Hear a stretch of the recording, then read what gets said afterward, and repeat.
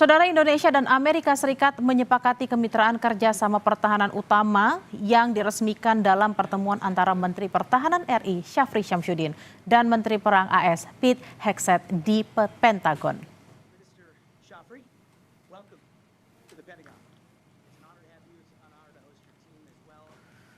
Di sisi lain, di tempat terpisah pertemuan antara Menteri Pertahanan RI Syafri Syamsuddin dan Menteri Perang Amerika Serikat Pete Hegseth di Pentagon membahas sejumlah agenda strategis kerjasama pertahanan kedua negara.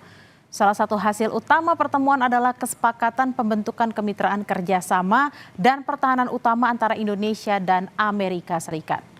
Perjanjian ini mencakup modernisasi militer dan pembangunan kapasitas pelatihan dan pendidikan militer profesional serta latihan dan kerjasama operasional.